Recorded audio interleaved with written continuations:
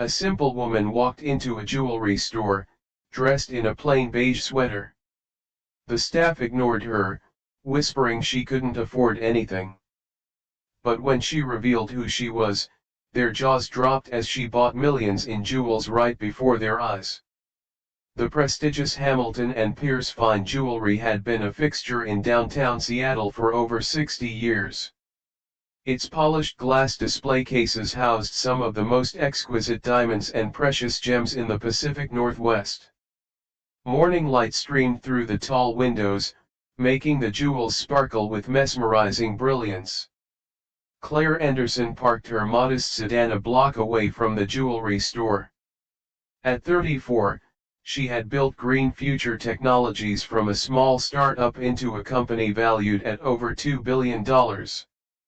Yet today, as on most days, she dressed in a simple beige sweater, comfortable slacks, and practical flats. Her dark hair was neatly pulled back from her face, and she wore minimal makeup, just enough to enhance her natural features. Claire had never been one for ostentation. Even after her company's wildly successful IPO 3 years ago, she maintained the same modest lifestyle she'd grown accustomed to during her years as a struggling entrepreneur. Her employees often joked that their CEO could walk down any street in America without being recognized as one of the country's most successful businesswomen. Today's mission was personal, finding the perfect anniversary gift for her parents' 40th wedding anniversary next month. Her mother had always admired fine jewelry but rarely splurged on herself. Claire smiled, thinking of how her mother had pawned her own engagement ring to help fund Claire's first prototype all those years ago. Now it was time for a proper thank you, something spectacular that would bring tears to her mother's eyes. As Claire approached Hamilton and Pierce, she took a deep breath.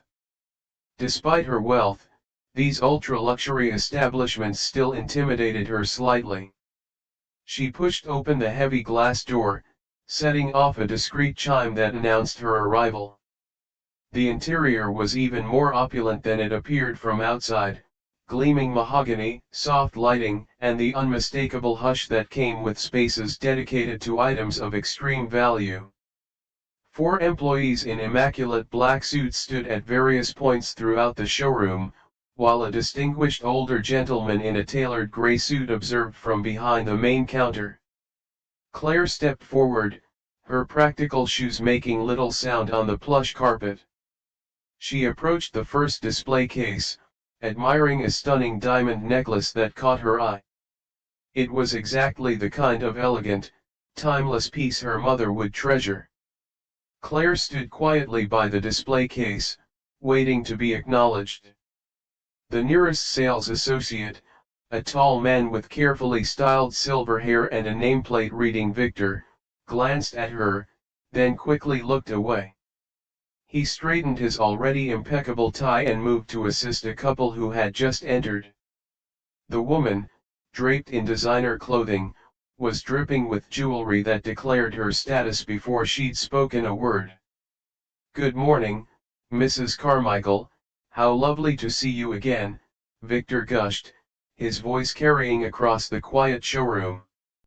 "Is this the lucky gentleman you told me about last week?" Claire observed the interaction, noting how Victor's entire demeanor transformed for these customers. She continued examining the display case, patiently waiting her turn. The diamond necklace truly was exquisite, a delicate platinum chain supporting a 3-carat oval diamond surrounded by smaller stones that caught the light perfectly. After several minutes, Claire looked up, hoping to catch the eye of another associate. A young woman whose nameplate read Emma seemed to notice Claire and started moving in her direction, only to be intercepted by the gray-suited manager. "Emma, please assist Mrs. Livingston with the sapphire collection in the private viewing room," he murmured, just loud enough for Claire to overhear. Emma hesitated, glancing toward Claire, but nodded and moved away. Claire shifted to another display case, this one containing elegant watches. Perhaps a matching set for both her parents would be even better than a necklace. As she admired a particularly beautiful women's watch with a mother-of-pearl face, she heard a discreet conversation nearby. "Who's helping the woman in the beige sweater?" It was the manager speaking to Victor in hushed tones. "I don't think she's being helped yet, Mr. Harrison," Victor replied. "Probably just browsing. Doesn't look like our usual clientele." Mr. Harrison made a small noise of agreement. "Keep an eye on her. These browsers sometimes have sticky fingers. Focus on the Carmichaels, they're looking to spend big on their anniversary." Claire felt her cheeks warm slightly but kept her expression neutral. This wasn't the first time she'd been judged by her appearance, and it likely wouldn't be the last. Part of her wanted to walk out, to take her business elsewhere, but another part, the part that had faced down skeptical investors and industry giants who underestimated her, decided to stay. "Excuse me," she said, raising her voice slightly as Victor passed by, "I'd like some assistance, please. For you, a free like is easy. But for me, it is the greatest support and encouragement. For this video, can you give me 1 like and 1 subscription? Thank you very much." Victor paused, his professional smile not reaching his eyes. "Of course, 1 moment, please." He walked directly past her to address an elderly gentleman who had just entered the store. "Mr. Winters, what perfect timing. The pieces you inquired about just arrived this morning." Claire watched as Victor escorted the elderly man to a private showing area. She noted that Mr. Winters was wearing an expensive but dated suit. Clearly, the staff recognized him as a regular customer.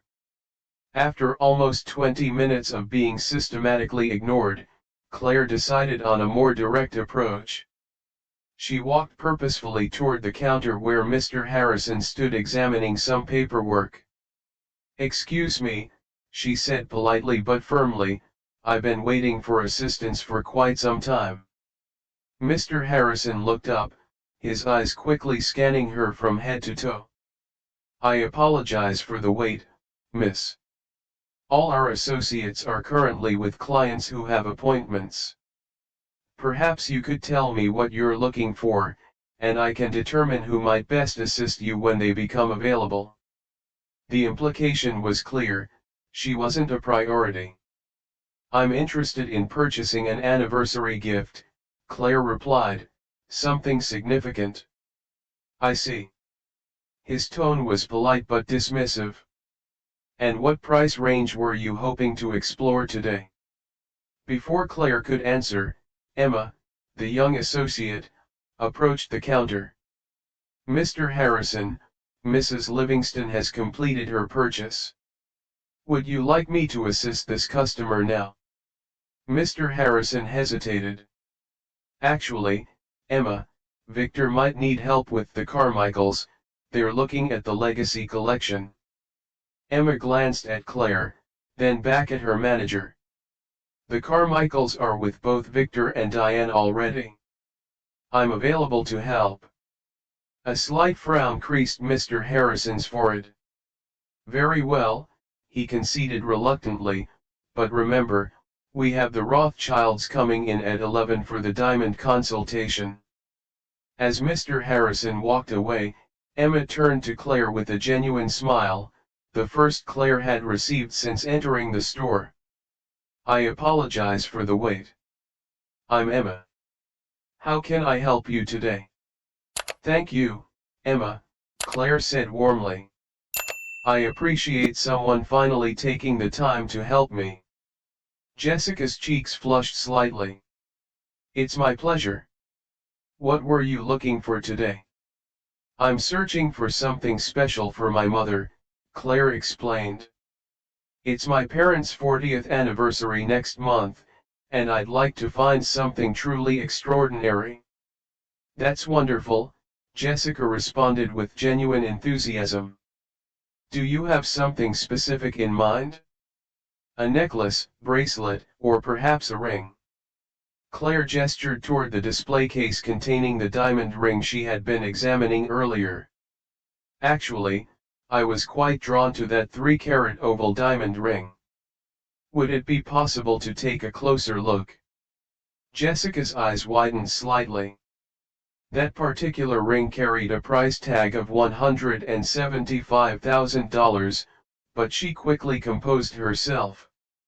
Of course. Let me get that for you. As Jessica reached for her keys to unlock the display case, Mr. Harrington materialized beside them, his voice low but sharp. Jessica, a word, please. He guided the young associate a few steps away, but not far enough to prevent Claire from overhearing their conversation.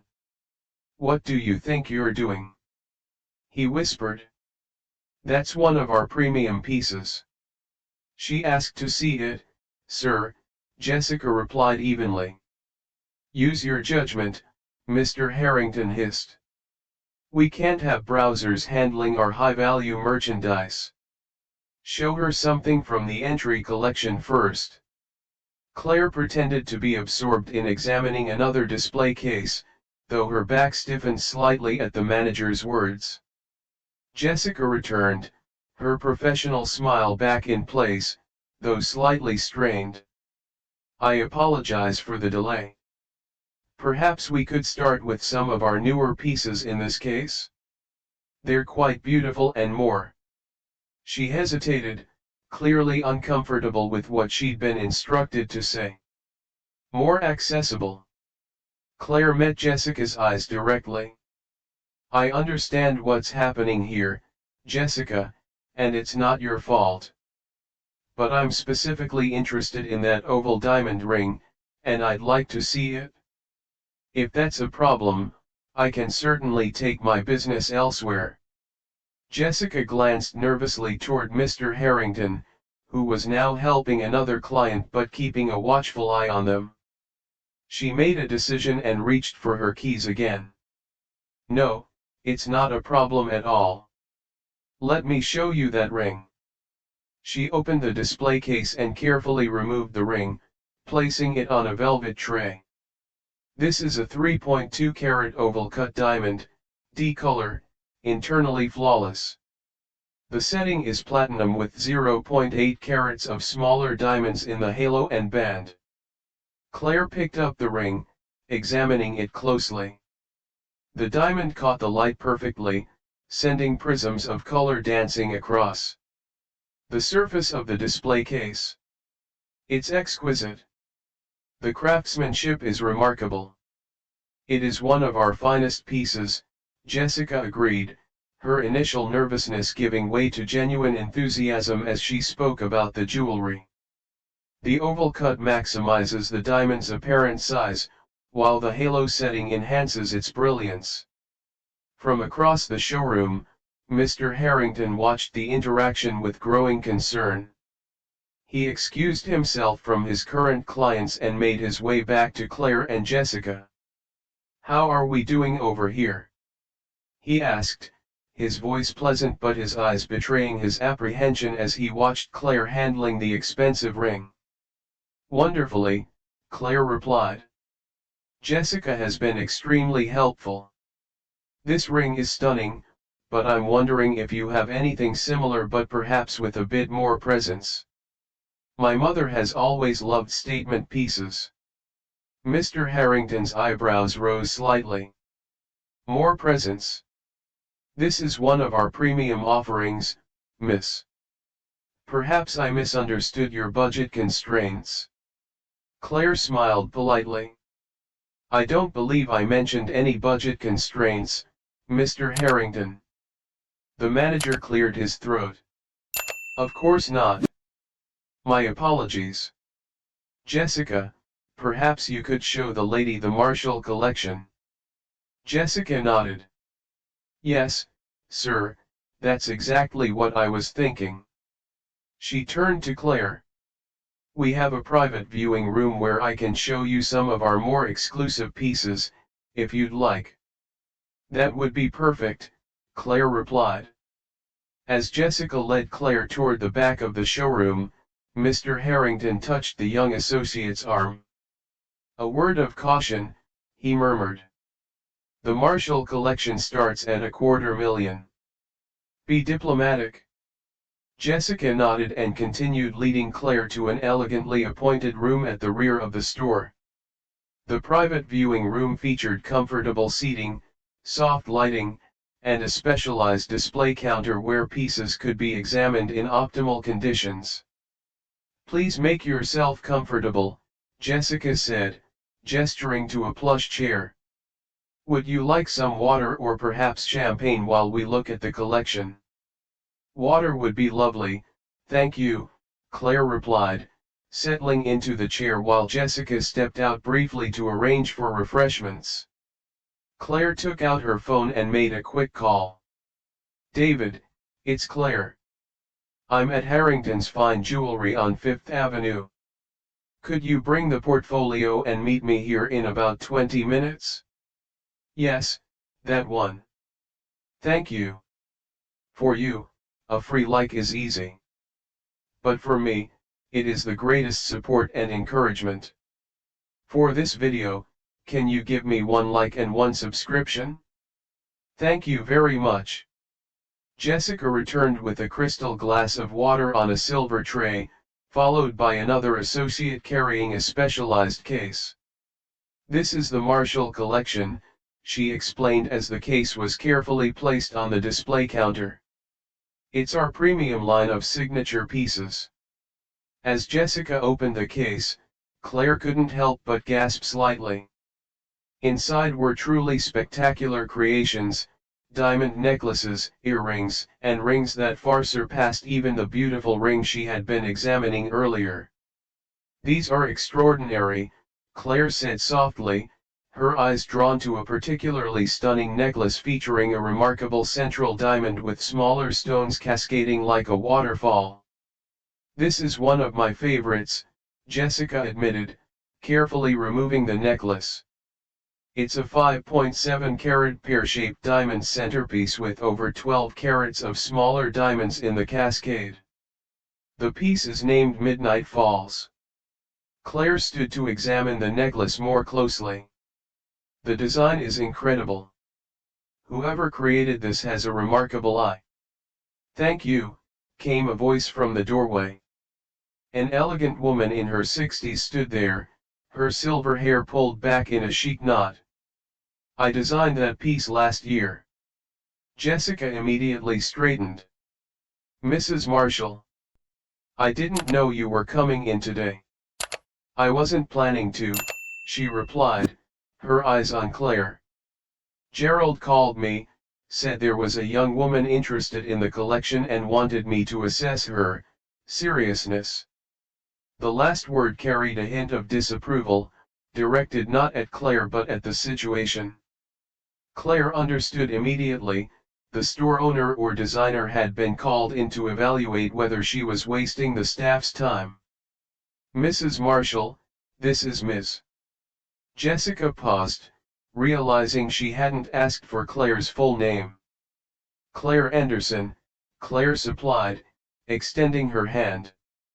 Mrs. Marshall tilted her head slightly, something flickering in her eyes. Claire Anderson of Green Future Technologies. Claire nodded. Yes, that's me. The atmosphere in the room shifted instantly. Mrs. Marshall's expression transformed from polite assessment to genuine warmth. My dear, it's an honor to meet you. Your work in sustainable energy storage is revolutionary. My husband and I are investors in several green technology ventures. Jessica looked between the two women, confusion evident on her face. You know each other? Not personally, Mrs. Marshall clarified, but everyone in the business world knows of Claire Anderson. She's one of the most successful entrepreneurs of her generation. Claire smiled modestly. That's very kind, though I think the media exaggerates my accomplishments. Mrs. Marshall turned to Jessica. Jessica, please let Mr. Harrington know that I'll be personally assisting Ms. Anderson today. She turned back to Claire. That is, if you don't mind. Not at all, Claire replied, though Jessica has been wonderful, and I'd like her to remain involved as well. Of course, Mrs. Marshall agreed. Now, tell me what brings you to Harrington's today? Something for yourself or a gift, perhaps. As Claire explained about her parents' anniversary, Mrs. Marshall listened attentively. Outside the private viewing room, Jessica discreetly informed Mr. Harrington about the developments. The color drained from his face as he realized who their browsing customer really was. A 40th anniversary is certainly a milestone worth celebrating properly, Mrs. Marshall said warmly, and given what you've told me about your mother pawning her own ring to help start your company, well, that deserves something truly exceptional. She turned to Jessica. Please bring in the Celestial collection as well. I think the Polaris suite might be perfect. Jessica nodded eagerly and left the room. Mr. Harrington appeared in the doorway, his demeanor completely transformed. Gone was the dismissive attitude, replaced by an almost desperate eagerness to please. Ms. Anderson, please accept my sincerest apologies for the wait earlier. Had I known who you were. That's precisely the problem, isn't it, Mr. Harrington? Claire interrupted, her voice calm but firm. The way someone is treated shouldn't depend on who they are or what they're wearing. Mrs. Marshall raised an eyebrow, looking between Claire and the now uncomfortable manager. Gerald, is there something I should know? Before Mr. Harrington could respond, the door to the jewelry store opened, and a tall man in an impeccable suit entered, carrying a leather portfolio. The staff watched as he scanned the room, spotted Claire through the open door of the private viewing area, and walked directly toward her. David, perfect timing, Claire said as her financial advisor entered the room. Mrs. Marshall, this is David Chen, my CFO. Mrs. Marshall greeted David warmly, while Mr. Harrington hovered anxiously at the periphery of the conversation. Jessica returned, carrying another case, which she carefully placed on the display counter. As requested, the Celestial collection, she announced, opening the case to reveal pieces even more spectacular than the previous ones. Thank you, Jessica, Mrs. Marshall said, carefully lifting out a breathtaking set consisting of a necklace, bracelet, and earrings. The central stones were rare blue diamonds, surrounded by white diamonds in a pattern reminiscent of stars in the night sky. This is the Polaris suite, she explained. The blue diamonds are among the rarest in the world, less than 0.1% of all diamonds have this natural blue coloration. Claire's eyes widened. It's absolutely stunning. My mother loves the night sky, she used to take me stargazing when I was little. David opened his portfolio. I've brought the documents you requested, Claire. Claire nodded. Mrs. Marshall, I'd like to purchase the Polaris suite for my mother, and the Midnight Falls necklace we were looking at earlier would be perfect for my sister's birthday next month. Mrs. Marshall smiled. Excellent choices. Together, those pieces come to approximately $3.70 million. Mr. Harrington's eyes bulged at the figure, and several other staff members who had gathered nearby exchanged shocked glances. That sounds reasonable, Claire replied calmly. David, please arrange the transfer. Certainly, David replied, pulling out some documents. I've prepared everything based on your instructions. We can complete the transaction immediately. As David worked with Mrs. Marshall on the paperwork, Jessica carefully prepared the selected pieces for packaging. The other staff members, including those who had ignored Claire earlier, watched in stunned silence. "While we're finalizing this," Claire said casually, "I'd also like to look at your men's collection. My father would appreciate a new watch to complement my mother's gift." "Of course," Mrs. Marshall replied. "Gerald, please bring the Geneva timepiece collection." Mr. Harrington hurried away, returning moments later with a display of luxury watches. Claire selected a platinum watch with subtle diamond hour markers, adding another $215,000 to her purchase.